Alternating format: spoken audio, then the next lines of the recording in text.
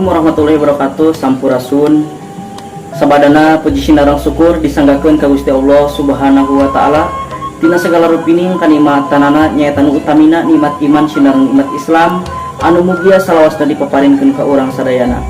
Salawat wa salam mugi tetep kalimpah curahkeun ka junjungan alam yakni habibana wa nabiyana Nabi Muhammad sallallahu alaihi wasallam atau ka para kulawargina, ka para sahabatna, ka para tabiin tabiatna oge urang salaku umatna anu insyaallah taat jeung patuh kana ajarana.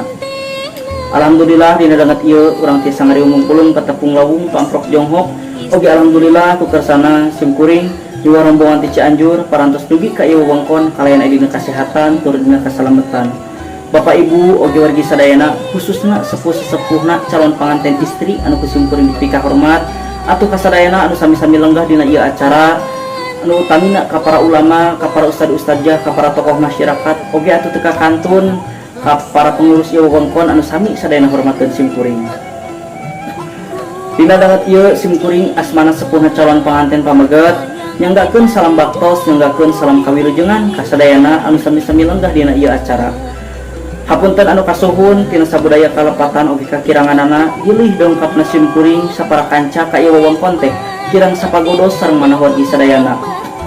Maksad dongkapna simkuring sapara kanca ka ieu wewengkon teh teu sanes panginten. Kumargi simkuring parantos nguping di sepuhna calon panganten pameget saurna gaduh janji nutos pasini dina wanci kamari boga carita nutos kedal ti baheula. Wirehna saurna putrana Bapak Ikin sareng Ibu Siti anu wastana Cep Mamandu Diaman. Saurna Cep Mamandu Diaman teh ngaganduhan bebende haten mata hese sare boga mojang lenjang anu dipikah hayang nya ayana dina ieu wewengkon pisan.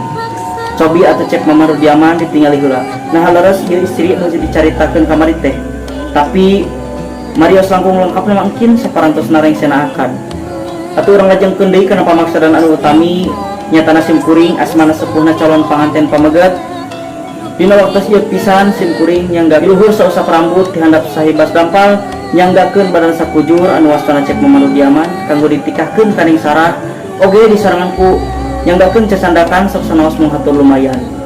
Mugia Bapak Ibu oge wargi sadayana anu utamina Ibu Ramana neng sarah sing aya dina ridho uning galih karsenampi kana segala rupi pamaksadan. Rupina mung sakitu panginten onte sakapihatur ti simkuring nida dihapunten bila aya catur anu teu kaukur aya basa sareng sorak nu kirang marnah kana manah wargi sadayana. Dipungkas ku kagegelan seni budaya Sunda oge pangdoa. Habita dodol tongtungna wareg moal deui nyarita teh tungtungna nya kitu kadinya deui. Wassalamualaikum warahmatullahi wabarakatuh. Sampurasun.